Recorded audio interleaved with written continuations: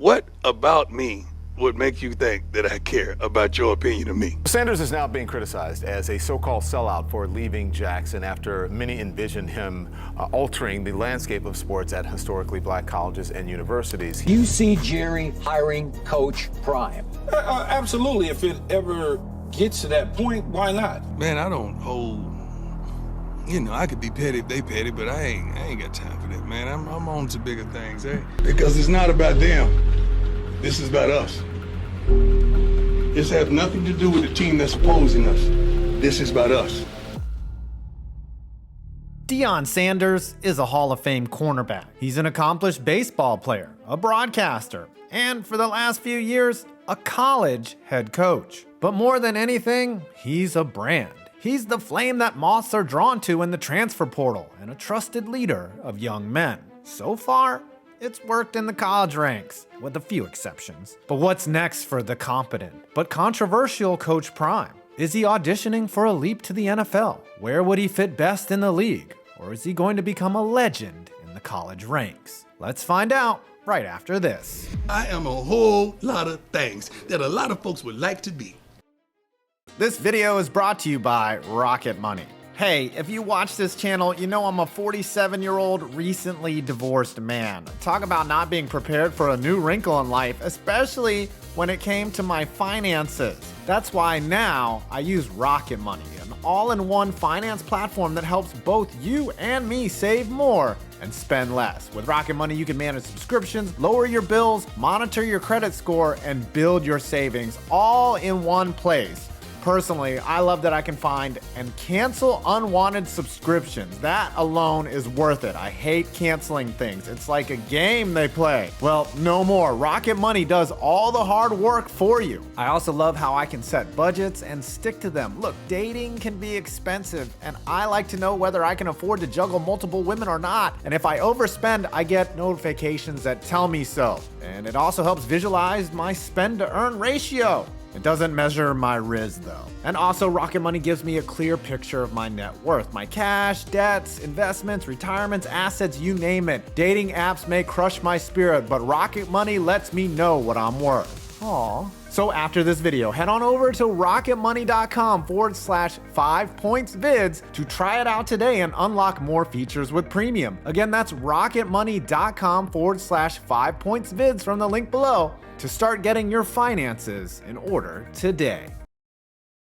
Deion Sanders' journey in the NFL began in 1989 when he was selected by the Atlanta Falcons in the first round of the NFL draft. He famously walked out of an interview with the New York Giants because he knew he'd be off the board when they picked at number 18. And he was goddamn right. That bravado might have rubbed people the wrong way, but he used it to build a cult of personality, and most importantly, he backed up his talk. From the onset, Sanders proved to be a game-changing cornerback and kick returner. His speed, agility, and coverage skills quickly earned him a reputation as one of the league's elite defensive players. But tackling not so much. In Atlanta, Sanders made an immediate impact, earning Pro Bowl selections and establishing himself as a lockdown corner. Joining the San Francisco 49ers in 1994, Sanders played a pivotal role in helping the team secure a victory in Super Bowl 39, and along the way, won Defensive Player of the Year. Prime followed that with another Super Bowl victory in Dallas. Let's all vomit together. Of course, in the middle of all of this, Sanders was a more than serviceable outfielder for a handful of major league squads, putting on a special display of talent in the Braves' ill-fated attempt at a World Series title in 1992. After retiring from both sports and a long stint with the NFL Network, Sanders tried his hand at coaching. First at the high school level with the Prime Prep Academy, a school he co-founded, if you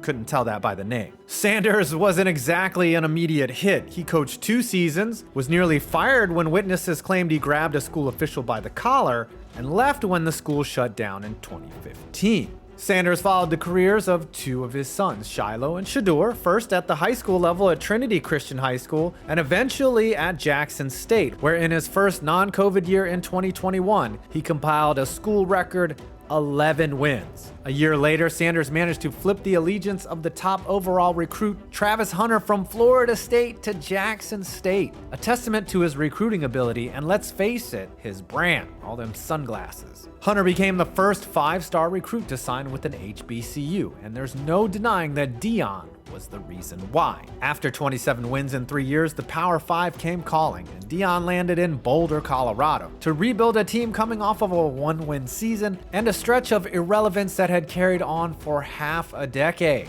Sanders gutted the Buffs and reshaped them in his image, literally. He installed his son Shador at quarterback, Shiloh at corner, and Travis Hunter came along for both defense and offense. And in the process of doing so, Deion has yet to mince words, essentially encouraging most of the incumbent roster to leave and make room for incoming transfers. In the middle of the college season, the Buffs have seen a fair share of highs and lows under Deion. Within the context of a normal rebuild, the Buffs are way ahead of schedule. But given the cult of personality surrounding Coach Prime, they've been subjected to equal parts praise and plenty of criticism. Sanders drew his fair share of ire when he left Jackson State in the dust, even after he built them up in his 3-year stretch as head coach. Sanders promised to change the landscape of HBCUs, but at the same time, when a better position became available, he packed his bags and took some of his best players with him, prompting the title of sellout. You can make that case, but you can also point out that even in his short time there, he brought an unprecedented amount of exposure to HBCUs and is, at the very least, a factor in why you can now watch the HBCU Legacy Bowl on NFL Network. It might have been ambitious of Sanders to proclaim that he was going to shift the dynamics of a chronically unheralded and underfunded network of schools, but that's not to say he did nothing before moving on in his coaching career. So now that you know where he came from, let's figure out where Deion is going. When Deion's work is done at Colorado, is the NFL the next step? And if so, is it gonna work? Cowboys owner Jerry Jones said in 2022 that Deion is very capable of being a head coach in the National Football League. Jones might think Deion would make it in the league, but Deion himself seems to think otherwise. You know, NFL might come knocking and things like that. I would never do that. I love college. I love the young men are still impressionable.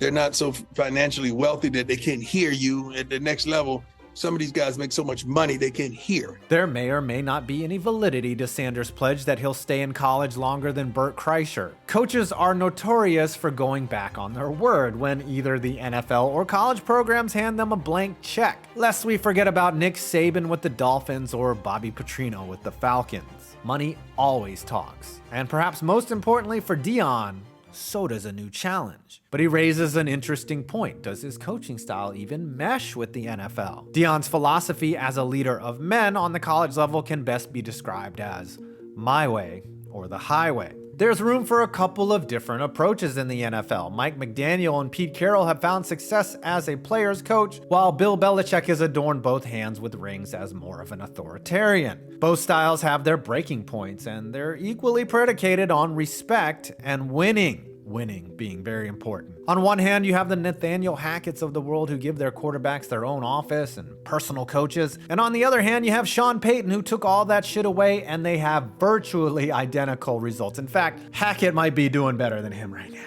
There's, of course, another challenge that Deion would have to face at the next level, and it's a matter of team building. There's no salary cap at the college level, and there are fewer and fewer restrictions in the transfer portal. And that's something Deion has used to his distinct advantage in building a roster at Colorado. No such advantages exist in the NFL. You can't change where you draft, unless you're the Bears. And even if you can lure free agents, there are financial constraints to go along with the fact that most of the time, top players never reach free agency at all. It's simply a different beast. Deion's signature coaching style has also generated warranted or unwarranted controversy among his competitors, with Oregon head coach Dan Lanning telling his team that CU was fighting for clicks, while the Ducks were fighting for wins. The Cinderella story is over, man.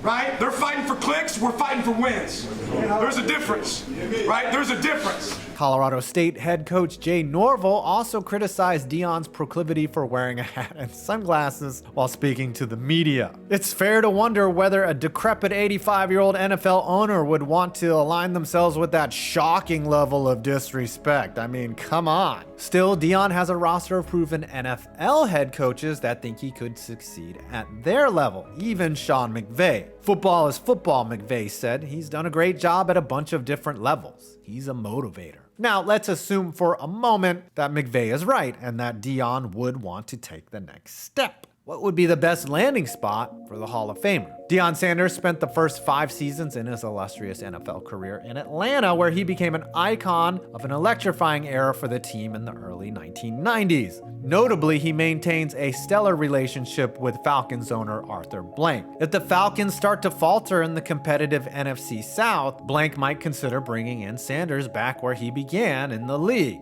Hopefully, he would know what to do with Kyle Pitts. Raiders owner Mark Davis has a penchant for pursuing high-profile head coaches, evident in his lucrative 10-year, $100 million deal with John Gruden back in 2018. The Raiders are currently underachieving with Josh McDaniels, and, maybe they can afford to fire him. McDaniels hasn't connected with his players in Vegas, or really anywhere for that matter, and Deion might be the perfect pendulum swing away from that era of Raiders football. The Los Angeles Chargers have long been overshadowed in the landscape of Los Angeles sports. Bringing in Coach Prime would undoubtedly generate buzz and make the Chargers relevant in ways we haven't seen since LaDainian Tomlinson was running the ball. Hell, they might even get more of half their home stadium rooting for them. With someone like Justin Herbert already on the roster for the long haul, the Chargers are an extremely attractive job to any head coach. The allure of a giant market and the opportunity to work with a loaded roster could pique Sanders' interest in the Chargers. And the Cowboys are off to a hot start in 2023 and are expected to contend for a Super Bowl title. Just kidding, we know they're losing in the divisional round against the Niners. And if that happens, Jerry Jones could pull the trigger and move on from Mike McCarthy.